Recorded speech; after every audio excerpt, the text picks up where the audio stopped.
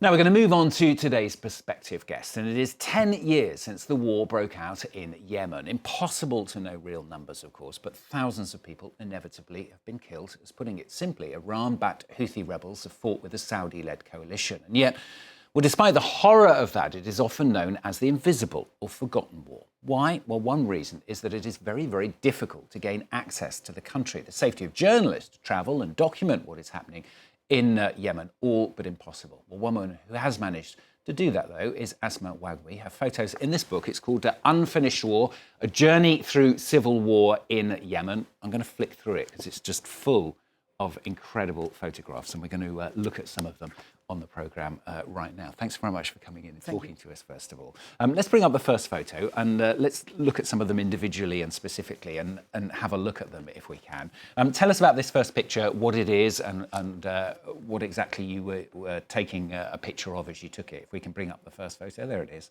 Have a look at that one and tell us about it if you can. This one. And yes, actually, this is from Hodeidah during 2018, because this book is a collection of different trips through the last few years. And at that time in 2018, there was it was a big fight for the Hodeidah on the west coast, which is the most important port for the Yemeni people, importing most 70% of the population more in the north of Yemen. And there's the number of landmines that were planted during this last year are incredible. Till this moment, we receive in Egypt, because many Yemenis come to Egypt, the infrastructure of the hospitals is very bad. And they travel to different countries if they can afford it, of course. And we're still getting people from getting their legs amputated from the landmines.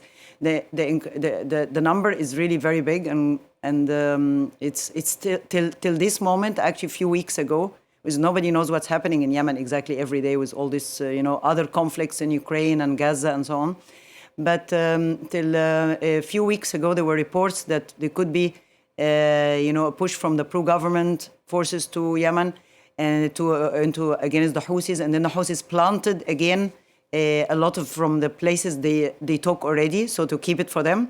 So recently we saw people even coming to Egypt from getting injured by these landmines. It's an incredible number. Okay, let's have a look at a second picture as well. We're going to look at three of them in detail and then show you some of the others while we talk generally. Tell us what this second one is and where it was taken and what's special about it for you. Yeah, this is Tehama, one member from the Tehama Brigade. And this is in the west coast, where there were also battles, and it just shows these people in Tehama. One of the fractions like this is they have a Tehama movement for there, and is how the situation in Yemen is that many people like to be separated from each other. It's not only that the separates in the south want to be separate from the north and have also north and south of Yemen. No, in the west and also Hadramaut to the east it's the situation is very fragmented in Yemen right now, and the two sides still now have their hands on the trigger. So it's people in Yemen are not living right now either peace or war. They are confused. They don't know, because everything happening in the conflict around them, even Gaza, is affecting the situation in Yemen. So that's. And let's have a look at the last one as well, specifically. This is the one that's used on the cover of the book, in fact, this one here. Tell us about this picture. Yeah, these are pro-government, pro-Houthi tribe. In fact, this tribe, Arhab, is one of the biggest in the north. And maybe half of them are, how is the situation with a tribal that has a lot, especially in the north, tribal influence? Sometimes because of the money issue, sometimes, some people are loyal to one part, some people are loyal to some part. And this was, it's a very traditional, the Yemeni has the dagger. So this is like in support of the Houthis. Some people from this tribe go with the Houthis, some people with the pro-government. So as I say, again, it shows how much fragmented is the country, with the loyalty to which part and the money. The UAE and the pro-Saudi forces pay money for some people to get into them. The economic situation, sometimes money plays also a big part. How you are loyal to, and you can be a soldier to which person, you know. Well, let's keep showing some of the other images while we talk a little bit more generally. I mean, just give us what your overview is of the current situation in Yemen. What's it like for people who are living there? The situation in Yemen is, as I just said, it's neither peace nor war. The two warring factions are still there in Ma'rib, which is the oil-rich city, and Hodeidah, also to the west coast, and it's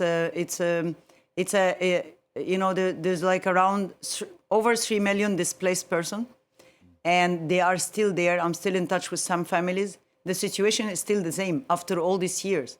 I mean, the war started like it's going to be few weeks, you know, when the Saudi-led coalition started and said in few weeks we're going to, you know, finish all this.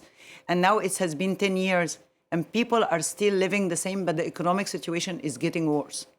And displaced people are still living there, either in houses, renting, and they are leaving their place. So the situation is really humanitarian, is very bad, and it's still called by the UN, you know, so one of the most humanitarian crises in the last, you know, decades. Yeah. Tell us how you were able to take these pictures. I mean, one of the things I said at the beginning there is we try as much as possible to cover the war in Yemen, but it's very difficult because it's very difficult to get cameras in there to film what's happening. How are you able to take the pictures that you were able to take? Yeah, it's like with every section, of course, like if you go to the north with a Houthi, you need to have, they give you access to certain things that they want, of course. And, but you can take photos in the street, you can take, for instance, some of these photos, like when I was in the Ma'rib or Hodeidah, it's, you know, it takes a while to, you know, people know you here in this part, the pro-government, it's fine to take photos, but you also have to be a bit, like, for instance, they don't want you necessarily to be in a dangerous place, so you have to push and be, you know, the people in Yemen actually are very nice and hospitable. So if they trust you and so on, and Yemeni and Egyptian also have good relations, you know. Sometimes they can be a bit protective if you're a woman to go here and there. But in general, I don't find as an Egyptian, you know, not a foreign, it's not like really dangerous for me. So you didn't ever come into a difficult situation yourself where you felt threatened? No, I didn't feel threatened. I mean, sometimes if it's like off the front line, okay, I've been to some conflict places before. And in a situation like once, I was also in the south and with the people, the separatists. And if they are, the Yemenis themselves are fine, but if they get someone from coalition say, no, why this woman is here? So they tell me, you know. So if it's like indoors together with them, they can find access here and there. And, you know, like journalists have to be always patient. Because one day you can get access, you have to be patient. The next day, maybe they will tell you to leave. Yeah. And where does the love for this come from in you? Why do you want to do this? I mean, I was looking up online. You've been to Gaza, Afghanistan. You were Reuters Photographer of the Year, in fact, for your coverage of the Arab Spring in Egypt, Libya, Syria. You know, what drives you to want to take pictures?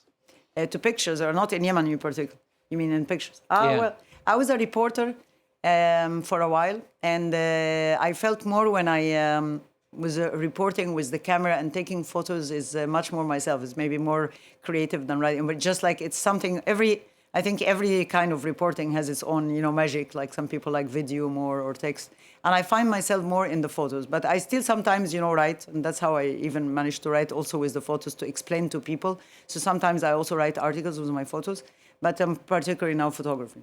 I find it more interesting for me.